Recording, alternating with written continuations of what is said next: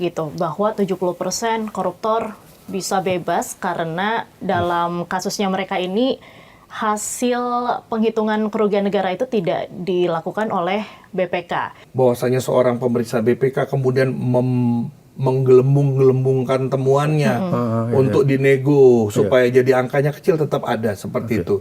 Pendekatan substantif itu begini, kita nggak bisa terus-terusan begini, pasti kan akan terjadi friksi lama-lama. Nah, intinya kan mereka bekerja dengan pedoman yang sama yang diterbitkan oleh Badan Pemeriksa Keuangan. Akan lebih baik kemudian dibuat semacam dilakukan pendidikan kompetensi lewat asosiasi pemeriksa yang secara khusus punya upaya program pengembangan kompetensi di bidang ini. Bisa dengan Institut Pemeriksaan Keuangan Negara, bisa juga dengan asosiasi pemeriksaan atau audit forensik, menggunakan standar yang sama. Jadi semua masuk gitu loh.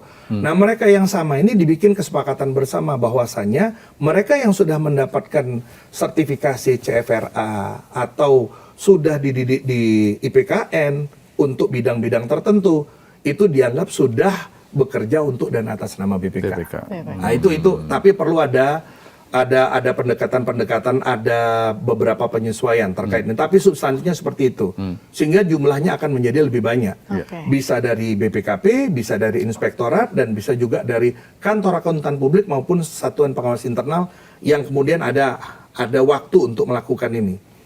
Kemudian yang ketiga, ingat bahwasanya kalau kita bicara mengenai masalah pemberantasan korupsi kan tidak semata-mata penegakan hukum.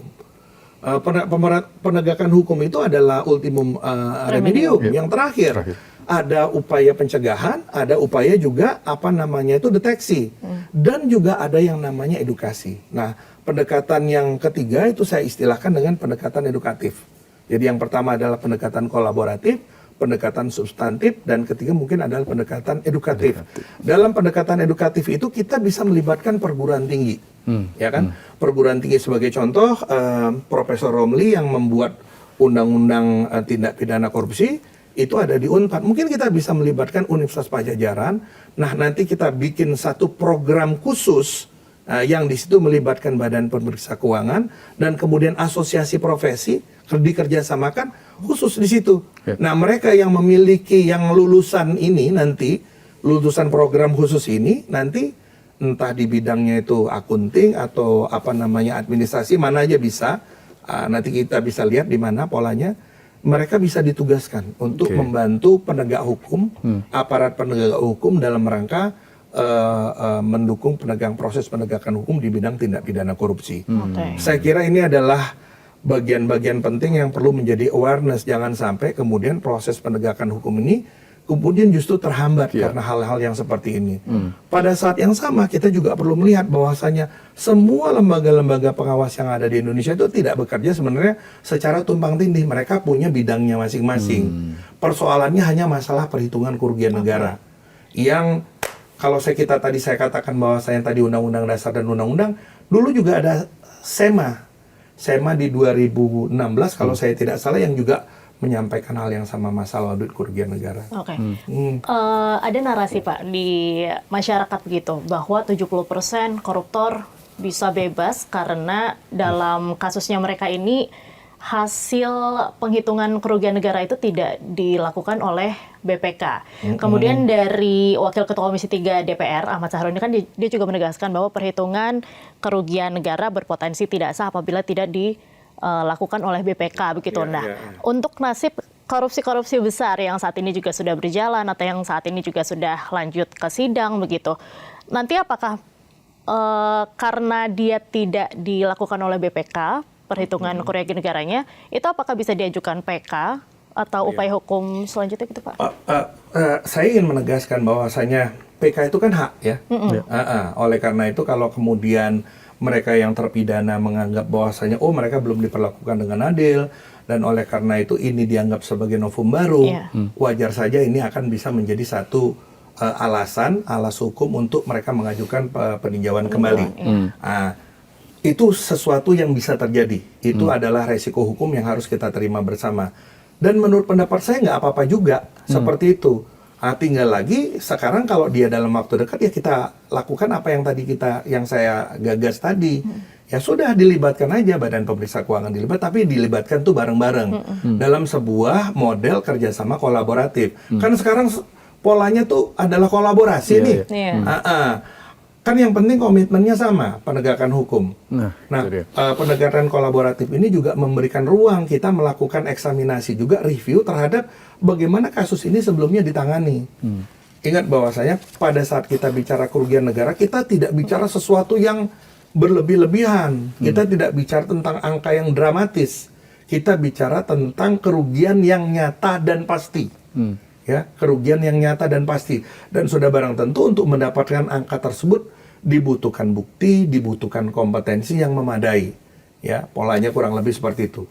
Saya katakan bahwasanya nggak apa-apa, ini adalah bagian penting. Justru di sini putusan Mahkamah Konstitusi ini memberikan kepastian hukum sekarang.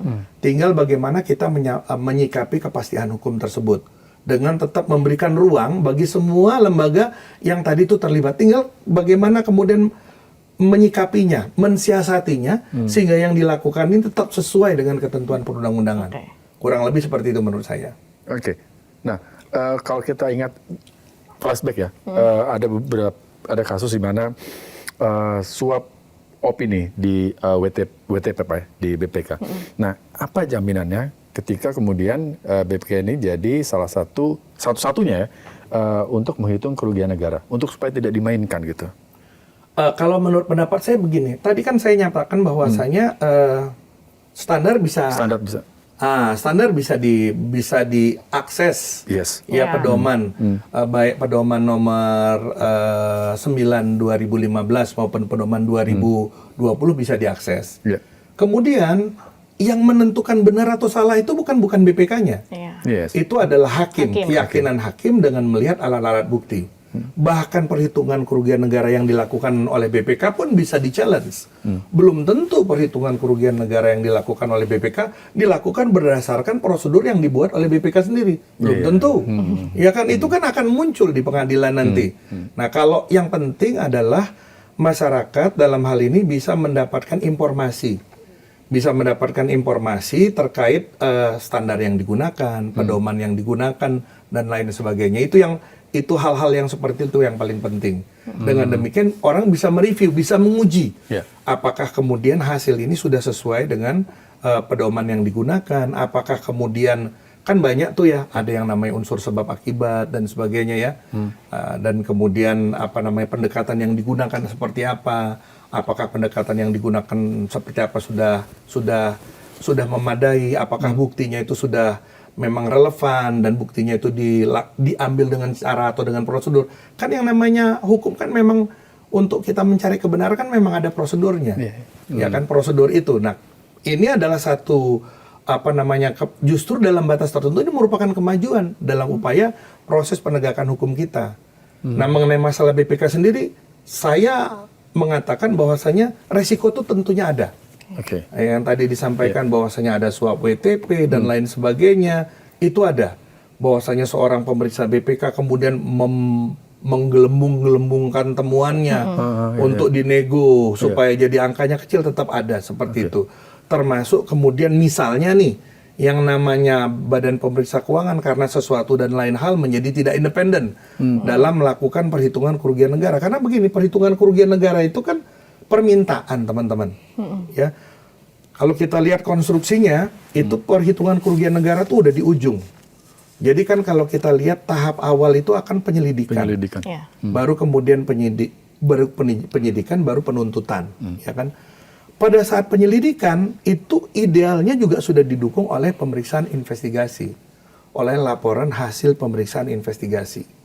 Jadi laporan hasil pemeriksaan investigasi akan memberikan informasi siapa melakukan apa, di mana, dan kemudian indikasi kerugian negara sebesar apa. Nah, pemeriksaan investigasi ini itu harus didasarkan dengan adanya predikasi. Adanya informasi yang meyakinkan terhadap kemungkinan terjadinya perbuatan melawan hukum yang dalam titik tertentu dapat menimbulkan kerugian keuangan negara. Kalau itu tidak dilakukan, makanya di dalam pedoman manajemen saya katakan aja keputusan BPK nomor 2 2020 itu kita memasukkan ada yang disebut dengan penelitian informasi awal. Jadi dari situ kita bisa lihat tuh, karena belum tentu yang diminta oleh aparat penegak hukum sudah pernah kita lakukan objeknya untuk diperiksa. Jadi kita lihat dulu penelitian informasi awal, setelah kita lihat, dan kemudian kita lakukan expose.